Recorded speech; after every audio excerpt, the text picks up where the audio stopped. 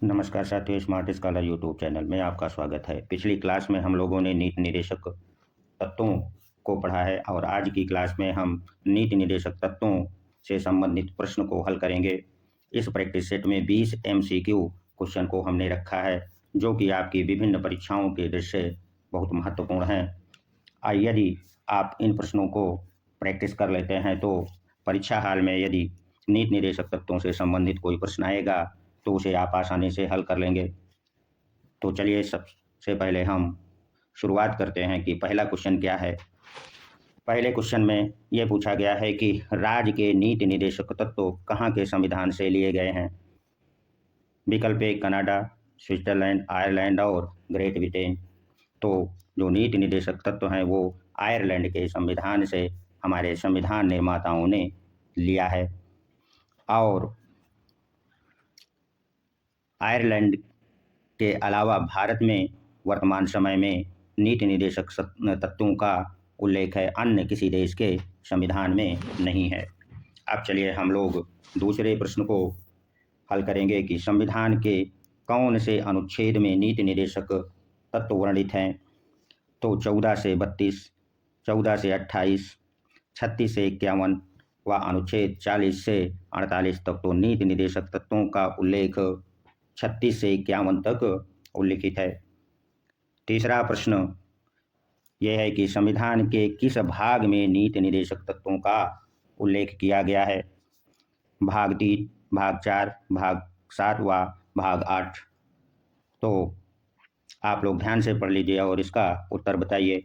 तो जो भाग 4 है, 4 में नीति निर्देशक तत्वों का उल्लेख है। भाग 3 मौलिक अधिकारों से संबंधित है तथा भाग 7 जो कि पहली अनुसूची के अंतर्गत ऐसे राज्य जो कि एक खा में वर्णित थे उनका उल्लेख है। और भाग 8 जो है संघ और राज्यों से संबंधित भाग है।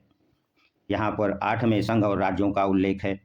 अब हम लोग जो चौथा प्रश्न है उसको हल करेंगे। किस संशोधन के द्वारा नीति निर्देशक तत्वों को मौलिक अधिकार पर वरीयता प्रदान की गई। 42वां संविधान संशोधन, 44वां, 46वां व 47वां। तो आपका उत्तर होगा 42वें संविधान संशोधन जो कि 1976 में किया गया था, में जो है नीति निर्देशक तत्वों को मौलिक अधिकारों पर वरीयता प्रदान कर दी गई। किंतु मिनर्वा मिल्स बनाम भारत संघवाद में जो कि 1980 में सुप्रीम कोर्ट ने अपने न्याय में ये कहा कि 42वां संविधान संशोधन अवैध है। और यहाँ पर जो सिद्धांत दिया वो दिया कि नीति निर्देशक और मौलिक अधिकारों के बीच संतुलन का सिद्धांत उन्होंने दिया। अब हम प्रश्न संख्या 5 को भी हल कर लेते हैं कि प्रश्न संख्या 5 क्या है। तो इसमें किस संशोधन के द्वारा पर्यावरण से संबंधित प्रावधान नीति निर्देशक तत्वों में जोड़े गए। तो 42वें संविधान संशोधन के तहत पर्यावरण से संबंधित जो है अनुच्छेद जो 48A है के तहत पर्यावरण से संबंधित नीति निर्देशक तत्वों को जोड़ा गया। प्रश्न संख्या 6 में लिखा है कि स्त्री और पुरुष सभी नागरिकों के लिए समान रूप से जीविका के पर्याप्त साधन प्राप्त करने का अधिकार किस अनुच्छेद में वर्णित है। तो अनुच्छेद 39 में स्त्री और पुरुष सभी नागरिकों के लिए जीविका के लिए पर्याप्त साधन प्राप्त करने का जो अधिकार है वह अनुच्छेद 39 में वर्णित है। अनुच्छेद 36 में राज्य की परिभाषा है। अनुच्छेद 27 में इस बात का उल्लेख है कि अनुच्छेद 37 में इस बात का उल्लेख है कि राज्य यदि अपने कर्तव्य का पालन नहीं करता तो न्यायालय द्वारा इस अनुच्छेद में इस बात का उल्लेख कर दिया गया कि उसे परिवर्तनीय नहीं कराया जा सकता। और 38 में कल्याणकारी राज्य का उल्लेख है। क्वेश्चन नंबर अब 7 को हम लोग हल करेंगे कि नीति निर्देशक तत्वों का उद्देश्य क्या है या लक्ष्य क्या है। धार्मिक लोकतंत्र स्थापित कर धर्मनिरपेक्षता का पालन, राजनीतिक लोकतंत्र को पूर्णता पर पहुंचना, सामाजिक लोकतंत्र स्थापित करना, आर्थिक स्वतंत्रता प्राप्त कर आर्थिक लोकतंत्र की स्थापना करना। तो आपका विकल्प सी सही है। राजनीतिक तत्वों का उद्देश्य अथवा लक्ष्य सामाजिक लोकतंत्र की स्थापना करना है। इसे आप हेडलाइन कर लीजिए क्योंकि यह प्रश्न बहुत बार परीक्षाओं में पूछा गया है। अब हम लोग प्रश्न संख्या 8 को देखेंगे। निम्न में कौन सा राजनीति निदेशक तत्वों में निहित है? तो अपराधों के दोष सिद्ध के संबंध में संरक्षण, प्राण एवं दैहिक स्वतंत्रता का संरक्षण, अल्प वर्गों के हितों का संरक्षण, ये तीनों मौलिक अधिकारों में उल्लिखित है। आपका विकल्प जो डी है यही सही होगा। स्त्री और पुरुषों के लिए समान कार्य के लिए समान वेतन का उल्लेख है, जो कि अनुच्छेद 39 में उल्लिखित है। प्रश्न संख्या 9 को भी आप लोग हल करिए। कल्याणकारी राज्य की संकल्पना या अवधारणा का समावेश भारत के संविधान में कहाँ है? तो राज्य के नीति निदेशक तत्वों में, मौलिक अधिकारों के अध्याय में, संविधान की 7वीं अनुसूची में और संविधान की प्रस्तावना में। तो आपका उत्तर होगा राज्य के नीति निदेशक तत्वों की संकल्पना का समावेश राज्य के नीति निदेशक तत्वों में है। मौलिक अधिकार जो कि अनुच्छेद 12 से 35 तक है, मूल अधिकारों का है, और 7वीं अनुसूची जो कि शक्तियों के विभाजन से है, और प्रस्तावना तो आप लोग जानते ही होंगे। प्रश्न संख्या 10 को भी चलिए हम लोग हल कर लेते हैं। किस अनुच्छेद में समान नागरिक संहिता की बात की गई है? तो 42वें अनुच्छेद में, 44वें, 46वें व 47वें। तो 44वें अनुच्छेद जो कि नीति निदेशक तत्वों से संबंधित है, समान नागरिक संहिता की बात कही गई है यूसीसी की, और वर्तमान समय में ये बहुत ही चर्चा का विषय है और ये प्रश्न बहुत ही मोस्ट इम्पॉर्टेंट है आप लोगों की परीक्षा की दृष्टि से। तो इसे आप लोग हेडलाइन अवश्य कर लीजिए। अब चलिए हम लोग नीति निदेशक तत्वों के अंतर्गत अनुच्छेद जो 50 है वह किससे संबंधित है? तो कार्यपालिका व न्यायपालिका को पृथक किया गया है। इसमें अंतर्राष्ट्रीय शांति और सुरक्षा का है, पर्यावरण संरक्षण है और अनिवार्य शिक्षा है। तो आपका उत्तर होगा कार्यपालिका को न्यायपालिका से पृथक किया गया है अनुच्छेद 50 के तहत।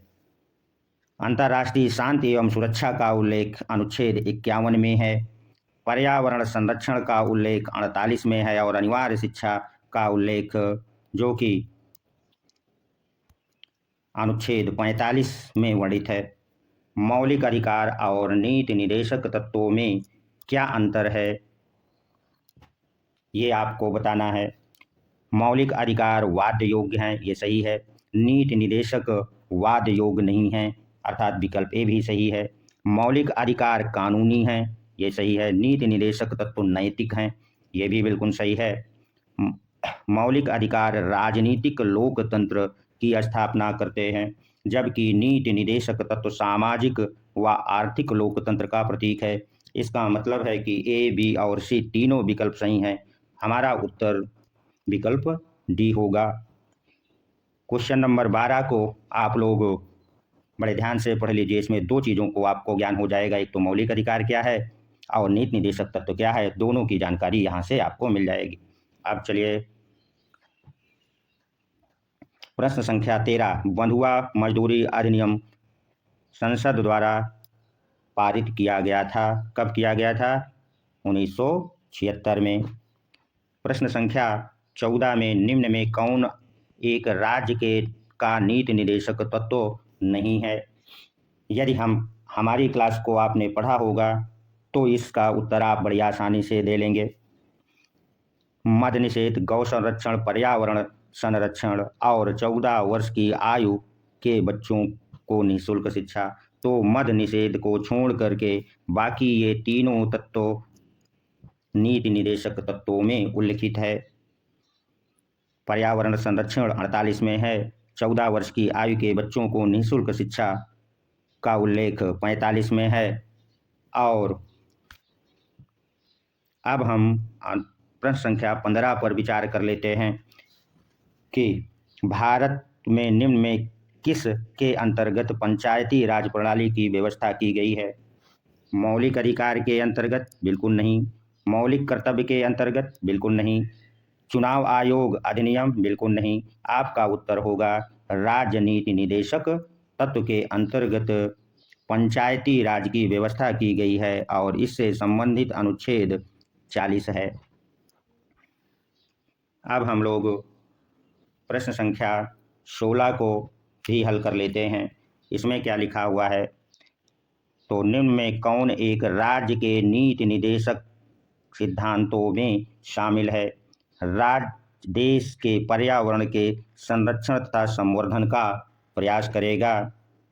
राज्य किसी व्यक्ति को के कानून के समक्ष समानता से मना नहीं करेगा। राज्य किसी व्यक्ति को धर्म, मूल, लिंग अथवा जन्म के आधार पर भेदभाव नहीं करेगा। अस्पृश्यता का प्रवर्तन? तो आपका विकल्प ए सही है, क्योंकि राज्य पर्यावरण संरक्षण एवं संवर्धन का प्रयास करेगा और इसे 42वें संविधान संशोधन 1976 में जोड़ा गया, जो कि अनुच्छेद 48 ए है। और बी विकल्प जो लिखा हुआ है ये अनुच्छेद 14 है, जो कि मौलिक अधिकारों से संबंधित है। और सी विकल्प का उल्लेख मौलिक अधिकार में अनुच्छेद 15 है और अस्पृश्यता का अंत अनुच्छेद 17 में है। अब हम लोग प्रश्न संख्या 17 को हल करेंगे कि भारतीय संविधान में निम्न में दिए गए कर्तव्यों में किसको मौलिक कर्तव्य की श्रेणी में नहीं रखा गया है। मौलिक कर्तव्यों को भी हमने पढ़ा दिया है। ऐसे छात्र जो इसको हल कर रहे हैं, यदि उन्होंने मौलिक कर्तव्य को नहीं पढ़ा है तो हमारी प्लेलिस्ट बनी हुई है, वहाँ से जा कर के आप लोग पढ़ लीजिए। मौलिक कर्तव्य में देश की सुरक्षा है, ये सही है। संस्कृति की धरोहर की रक्षा करना भी हमारा मौलिक कर्तव्य है। जन संपत्ति अर्थात सार्वजनिक संपत्ति की रक्षा करना, इसका भी उल्लेख है। तो कौन सा नहीं है? आय कर का भुगतान करना हमारा मौलिक कर्तव्य नहीं है।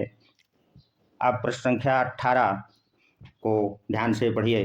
भारतीय संविधान का कौन सा अनुच्छेद विदेश नीति से संबंधित है? ध्यान से पढ़ के बताइए कि कौन सा है। अनुच्छेद 380, अनुच्छेद 312, अनुच्छेद 60 और अनुच्छेद 51, जो कि नीति निर्देशक तत्वों से संबंधित है। अंतर्राष्ट्रीय शांति और मतभेद होने पर आपसी समझौते के आधार पर हल निकालने का इसमें उल्लेख है, अर्थात अनुच्छेद 51 विदेश नीति से संबंधित है। प्रश्न संख्या 19 क्या है, इसको आप लोग पढ़िए। संविधान के किस अनुच्छेद में भारतीय नागरिकों के मूल कर्तव्य को शामिल किया गया है? तो 50 का तो अनुच्छेद 51 का या ए में इसे शामिल किया गया है। और सरदार स्वर्ण सिंह समिति की सिफारिश जिन्होंने 1976 में किया था, 42वें संविधान संशोधन द्वारा संविधान के भाग 4A में संविधान में एक भाग 4A के तहत अनुच्छेद 51A के तहत 10 मौलिक कर्तव्यों का उल्लेख किया था, किंतु वर्तमान में मौलिक कर्तव्यों की संख्या 11 है। 11वां मौलिक कर्तव्य 42वें संविधान संशोधन के द्वारा जोड़ा गया है। अब हम आखिरी प्रश्न को पढ़ेंगे, जो कि मौलिक कर्तव्य से है और आपको बताना है। भारत के प्रत्येक नागरिक का कर्तव्य होगा कि प्राकृतिक पर्यावरण का संरक्षण एवं सुधार करना शामिल है किस अनुच्छेद में?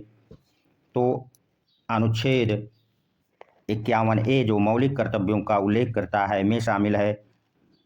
48A जो है राज्य के कर्तव्य का है, जो पर्यावरण के संवर्धन की बात करता है।